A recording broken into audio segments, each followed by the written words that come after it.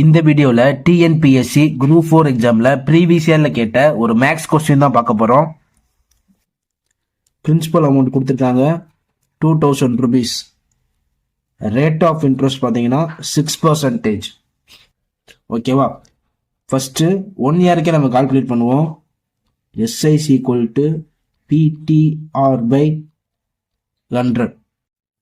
ஓகேவா? Principal amount பார்த்தீங்கன்னா 2000. Time duration 1 year. Rate of interest 6/100. நமக்கு 120 அப்படின்னு கிடைக்குது. ஸோ ஃபர்ஸ்ட் இயருக்கு இன்ட்ரெஸ்ட் பார்த்தீங்க அப்படின்னா 120 rupees. பிரின்சிபல் அமௌண்ட் பார்த்தீங்கன்னா 2000 இருக்கு. இதில் அவர் ஃபர்ஸ்ட் இயர் முடிஞ்சனே 1000 rupees ரிட்டர்ன் பண்ணிடுறாராம். அப்போ அந்த பிரின்சிபல் அமௌண்ட் என்னவா மாறிடுது அப்படின்னா 1000 மாறிடுது. ஓகே, 2000 1000 போனால் ரிமைனிங் 1000 இருக்கு. சரியா? செகண்ட் இயர் ஸ்டார்டிங்கில் பிரின்சிபல் அமௌண்ட் பார்த்தீங்கன்னா 1000 rupees. ஓகேவா? ஏன் இந்த இன்ட்ரெஸ்ட்டை சேர்க்கலை? இன்ட்ரெஸ்ட்டை சேர்த்து 1120 அப்படின்னு வைக்க வேண்டியதானே? அப்படி சேர்த்தோம்னா அது காம்பவுண்ட் இன்ட்ரெஸ்ட் ஆயிடும். அவங்களே கொஸ்டினில் கொடுத்துருக்காங்க சிம்பிள் இன்ட்ரெஸ்ட் அப்படின்னு சொல்லிட்டு. சிம்பிள் இன்ட்ரெஸ்ட் அப்படின்னா இன்ட்ரெஸ்ட்டை பிரின்சிபல் அமௌண்ட்டில் சேர்க்கக்கூடாது. ஓகேவா?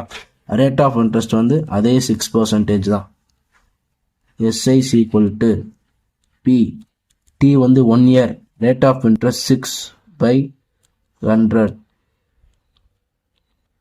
60 அப்படின்னு கிடைக்குது. ஓகேவா? ஸோ பிரின்சிபல் அமௌண்ட் எவ்வளோ இருக்குது அப்படின்னா 1000 rupees இருக்குது. ஃபர்ஸ்ட் இயரோட இன்ட்ரெஸ்ட் 120 இருக்கு. செகண்ட் இயரோட இன்ட்ரெஸ்ட் 60 இருக்கு. இதெல்லாம் ஆட் பண்ணோம் அப்படின்னா 1180. ஸோ இந்த கொஸ்டினுக்கு கரெக்டான ஆன்சர் 1180. தேங்க்யூ ஃபார் வாட்சிங்.